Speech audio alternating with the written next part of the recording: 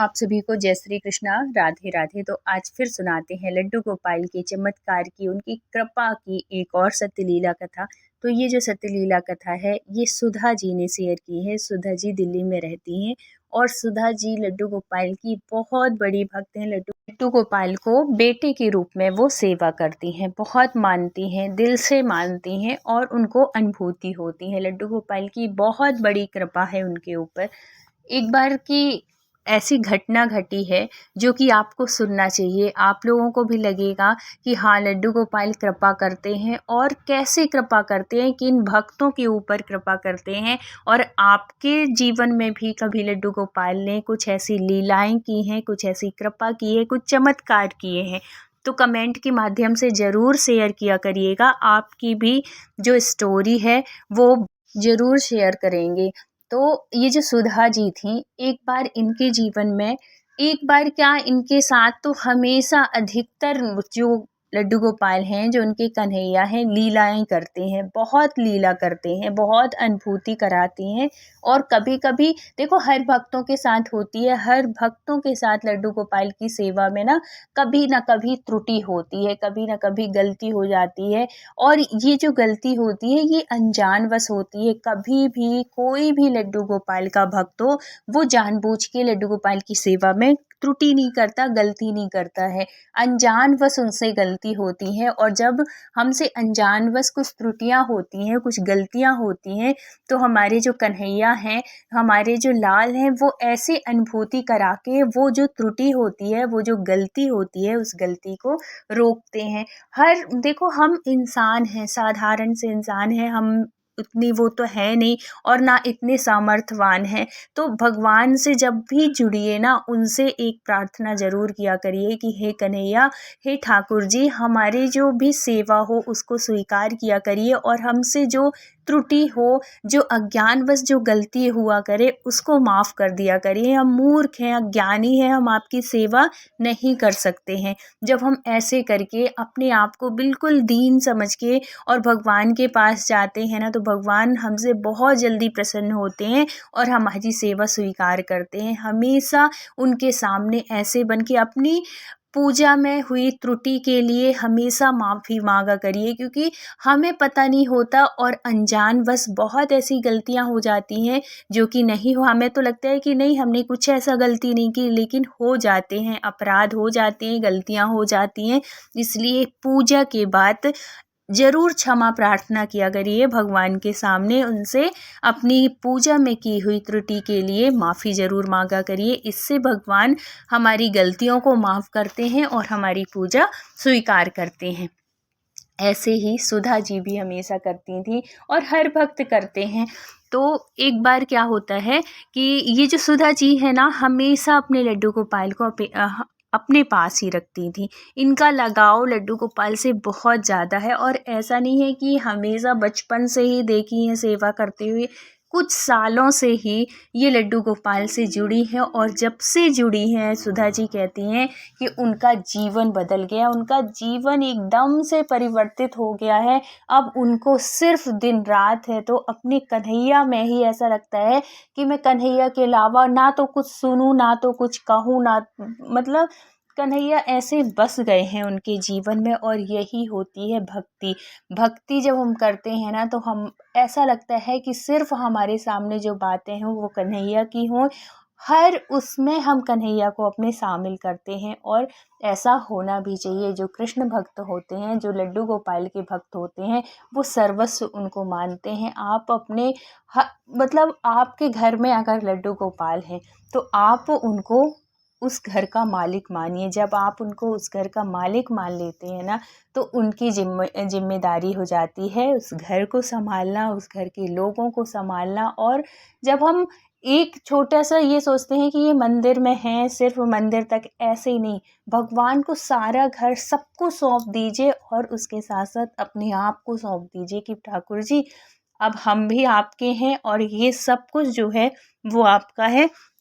अब आप सँभाल लो, आपको जो करना हो, जैसे करवाना हो हमसे अब आप करवाओ। जब हम इस भाव से करते हैं ना, तो ठाकुर जी की एक ऐसे कह के देखिएगा कभी, एक अलग ही अनुभूति होती है। ऐसा लगता है कि अब हम जो भी कर रहे हैं ना, वो ठाकुर जी करवा रहे हैं, ये हम नहीं कर रहे हैं।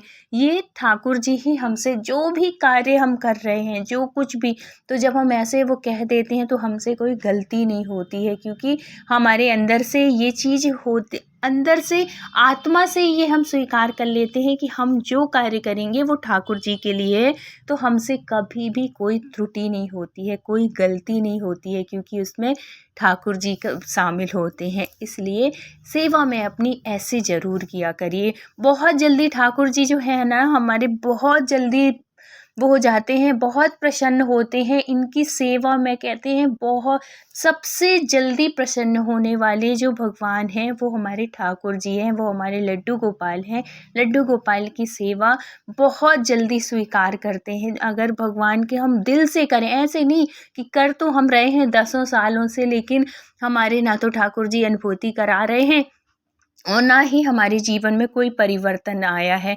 तो ये क्यों नहीं आया? क्योंकि अभी तक आपने उनके साथ कोई रिश्ता नहीं बनाया है, कोई उनके साथ ऐसे जुड़े नहीं हैं। जब तक आप अपने दिल से नहीं जुड़ेंगे उनके साथ, तब तक ना तो आपको कोई अनुभूति होगी और ना ही आपका जीवन बदलेगा। आप जैसे थे वैसे ही रहेंगे। इसलिए सिर्फ पूजा दिखाने वाली बात नहीं होती है, ये अंदर से करने वाली, अंदर से उनको, भगवान को फ़ील करिए, महसूस करिए कि हाँ है, वो सब कुछ है। हर एक काम में उनको जब आप वो करेंगे ना, इन्वॉल्व करेंगे, तब आपकी भक्ति भी बढ़ेगी और आपकी श्रद्धा के साथ-साथ आपको अनुभूति होगी। उनको हर पल आपको अनुभूति होगी कि भगवान हमारे साथ में है, कन्हैया जी हमारे साथ में हैं।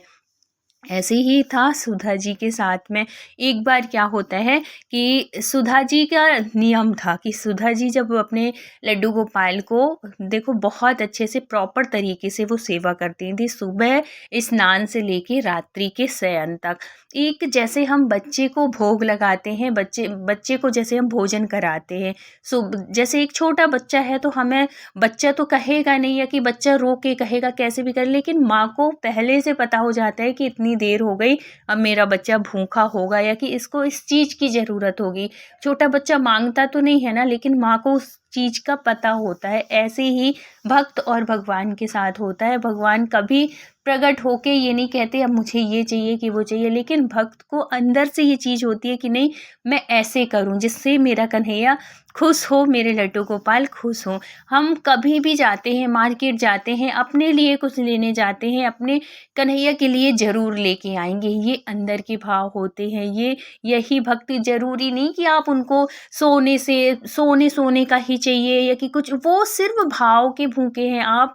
और ये भी ज़रूरी नहीं कि उनको रोज़ मेवा, मिष्ठान, फल फूल कुछ भी नहीं। आपके पास जो है, जो श्रद्धा है, आप दोपहर में दाल चावल भी बनाते हो, कुछ भी जो भी आप बनाते हो सात्विक भोजन, आप उसका भोग लगाओ। ज़रूरी नहीं है कि वो उनको रोज़ मेवा और मिष्ठान ही चाहिए, वो सिर्फ भाव के भूखे। अगर आप प्रेम से, भाव से उनको दूध का भी भोग लगाते हैं, माखन मिश्री, जो भी आपकी श्रद्धा हो, ऐसा ज़रूरी नहीं है उनकी सेवा में कि ये होना ही चाहिए। लेकिन एक चीज़ ज़रूरी है उनकी सेवा में, उनके भोग में तुलसी दल का होना बहुत ज़रूरी है। तुलसी दल के बिना वो कोई भी भोग आपका स्वीकार नहीं करते। आप मेवा मिष्ठान का भी रोज़ भोग लगाएंगे और आप उसमें तुलसी दल नहीं डालेंगे तो वो भोग स्वीकार नहीं करेंगे।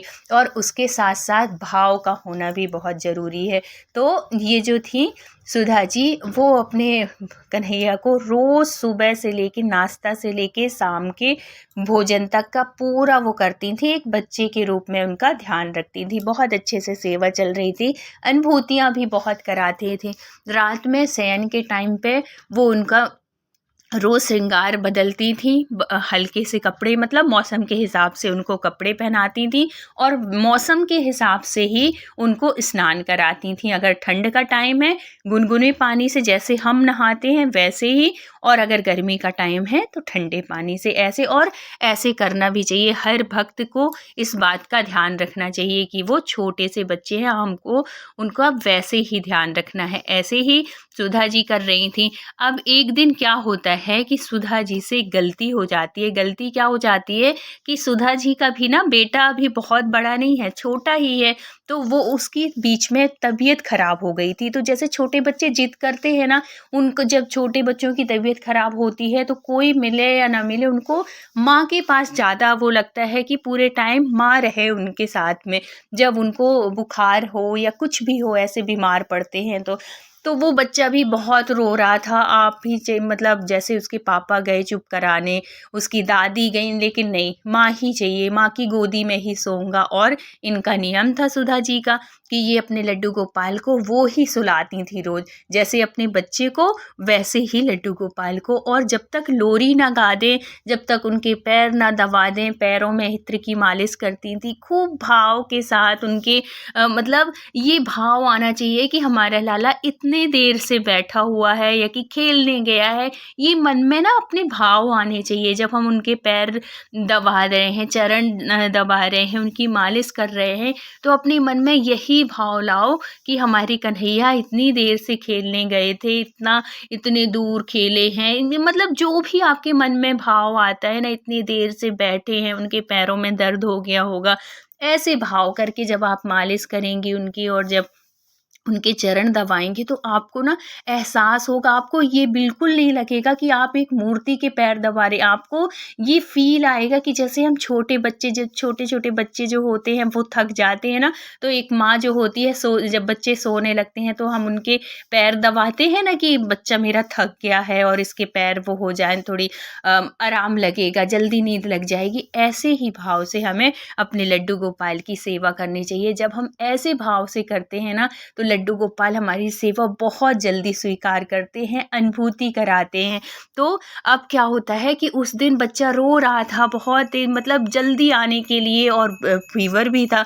तो ये क्या करती हैं कि हल्की-हल्की से उनके पैर दबा दी, और जो उनके श्रृंगार पहनाती थी, माला-वाला और सब कुछ हाथ में कड़े, वो सब कुछ पहनाती थी, कान में कुंडल।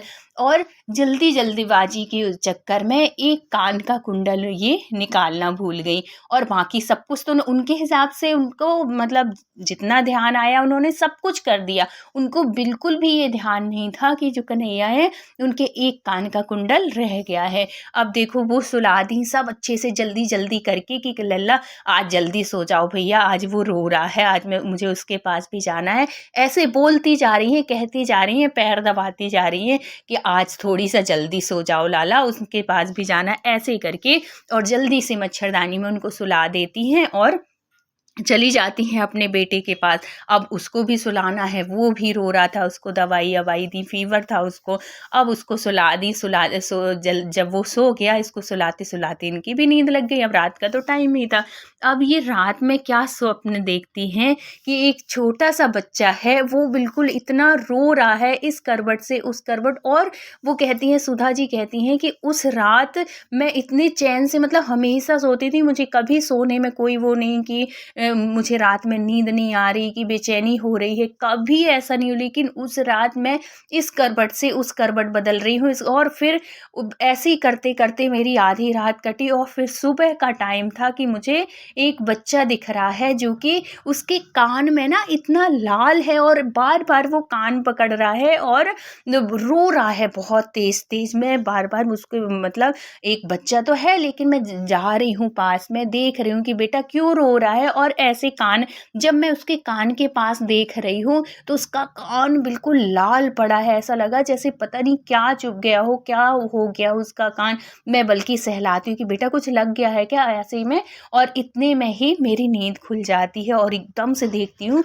तो मुझे लगता है कि इसके कुछ लगा है क्या, मतलब अपने बेटे के कान में जैसे वो नहीं, एकदम से की नींद खुलती है स्वप्न वाली, तो ऐसा लगता है कि जैसे हमारे साथ अभी हुआ हो। तो उन्होंने अपने बच्चे का देखा कि इसको कुछ लगा तो नहीं, ऐसा स्वप्न क्यों दिखा मुझे।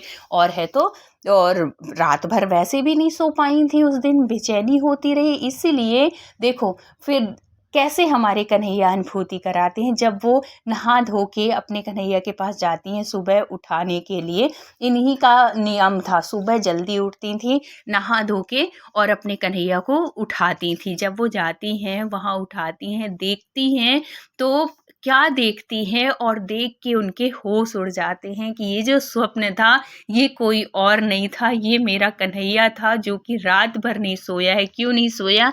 क्योंकि उन्होंने एक कान के जो वो टॉप्स थे, जो कुंडल थे, वो उतारना भूल गई। तो वो जो कान था वो वही वाला कान उस बच्चे का दिख रहा था जो लाल पड़ा हुआ था और वो बच्चा रो रहा था। तो इतनी माफ़ी माँगती हैं अपने कन्हैया से कि हे कन्हैया मुझे माफ़ कर दे, मैं जल्दबाजी में उतारना भूल गई और तेरे इतना गढ़ा, इतनी तकलीफ़ हुई तेरे।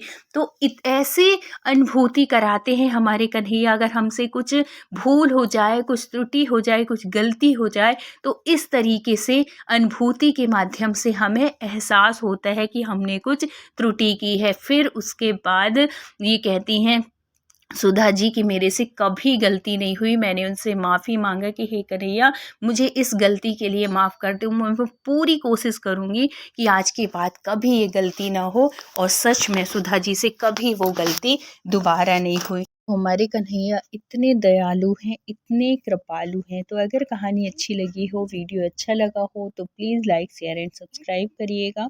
मिलते हैं फिर किसी सत्य घटना के साथ। जब तक अपना ख्याल रखिए, अपनों का ख्याल रखिए। Thank you so much full watch करने के लिए। राधे राधे।